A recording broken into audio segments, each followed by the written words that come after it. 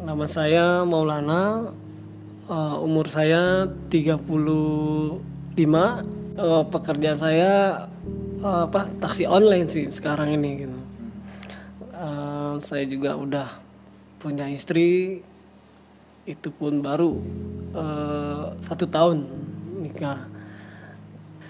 Ya, saya pemakai narkoba terkena di tahun 2002, terus sampai 2011 atau 2012 itu saya udah mulai ingin berhenti dari putau gitu. Saya udah kena kenal metadon juga dari teman. Sampai sekarang ini dari dosis saya 180 dan sekarang udah 27 dosis saya.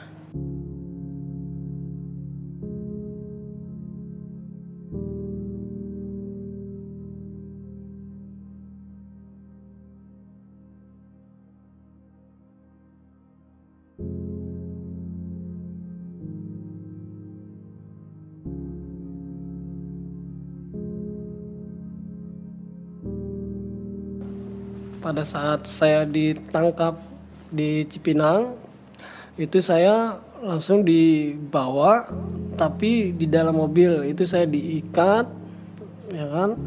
Lalu saya ditanya-tanya, ini beli dengan siapa? Dia bilang itu. Kamu kerjasama aja sama saya. Nanti kalau kamu ngaku ada di mana, beli dengan siapa, kita akan ringankan, katanya dia bilang gitu. Dan itu pun yang mobil yang saya pakai itu mobil teman saya yang saya dicepuin gitu. Entah saya dijebak entah apa ya, emang di mobil itu udah ada cangklong sama bong. Itu pun bukan punya saya gitu. Tapi polisi anggapan itu punya saya gitu. Lalu tetap saya dibawa mobil, tetap saya ditanyain dulu barangnya mana. Akhirnya kita di dalam mobil ditelanjangi, pakai baju saya dibuka, terus celana saya dibuka, nggak ketemu juga. Akhirnya saya dibawa ke kantor pos polisi apa gitu, muka saya ditutupin gitu. Lalu saya dirobek celana saya, disitulah saya ketahuan. Lalu saya dipukuli, ditanya, kooperatif aja beli di mana lo, dia bilang gitu. Tunjukin orangnya yang mana. Ya udah, dari situ lalu saya dibawa ke kantor polisi Blok M itu apa? Taman Puring. Dari Taman Puring itu, disitulah saya interogasi, beli di mana apa. Tapi saya dipintain uang sebesar 80 juta. Panggil orang tua, dia bilang itu sekarang. Tapi saya nggak punya uang, orang tua juga nggak punya uang. Ya akhirnya lama-lama kita nunjuki kalau kita punya IPWL gitu. Disitulah polisi nggak tahu IPWL itu apa, dia mau merobek-robek IPWL saya di situ.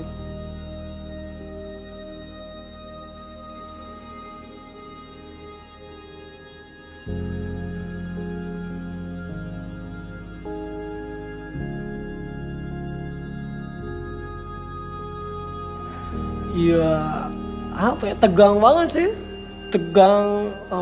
mikirin gitu. Takutnya saya nggak bisa sampai direhab, padahal kan saya di sini masih punya IPWL atau saya sedang masih rehabilitas, dan itu pun ada undang-undangnya kan mas ya.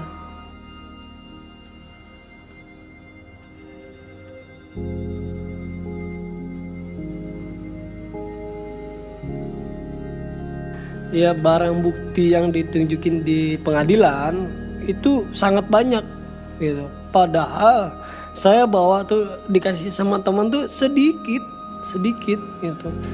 Pas ditunjukin sama hakim atau jaksa penuntut itu banyak banget. Saya bilang, saya nggak segitu pak. Saya bilang barang saya sedikit. Saya bilang, itu di situ 0, berapa pak? Di sini 0,5 adalah banyak banget. Saya cuma 0,2 itu pak, kecil dikit. Saya bilang, jadi ini bukan barang bukti kamu. Bukan pak, ini banyak banget. Nah di situ juga hakim juga langsung wah ini udah nggak ini nih gitu. Terus polisinya juga ditanya, situ yang nangkap, padahal yang datang itu bukan polisi yang nangkap saya gitu. Dia ditanya lagi, kalau emang bapak yang nangkap Maulana, jam berapa dia ditangkapnya, di mana, ya kan? Jawaban polisi itu juga salah. Dia bilang hari Senin jam 4 sore, padahal saya ketangkep hari Jumat malam Sabtu jam setengah 12 atau jam 12 kurang lah ya. Nah, di Cipinang. Dia bilang itu di Salemba lah apa, ngawur ngidul jawabannya jadi polisinya itu.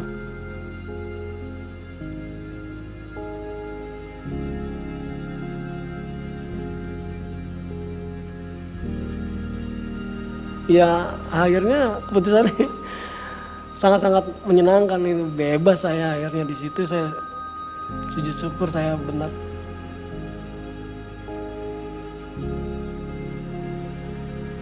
Pada saat itu udah 7 bulan lah ya, 7 atau 8 bulan, tiba-tiba orang tua saya didatangi oleh Kejaksaan Jakarta Pusat. Dia bilang ini mengenai masalah sidang Maulana gitu. Jaksanya ini tetap menuntut atau tidak menerima, dia bilang gitu.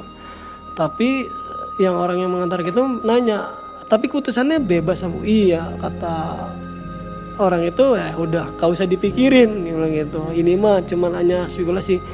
Tapi orang tua sih tetap mikirin gitu.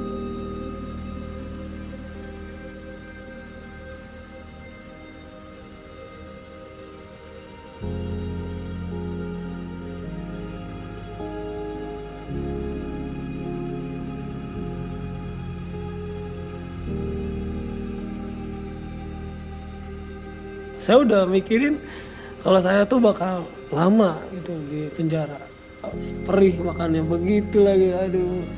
Udah ngebayangin udah pahit aja deh kali bang. Terus ya orang tua saya juga pasti sedih gitu, sakit-sakitan gitu. Karena kan emang saya juga yang nyari uang tadinya. Ya nggak bakal nikah sih. Lagi pula juga nggak ketemu sama istri ini. Yang ada malah ya sampai sekarang ini malah kusut kali muka saya.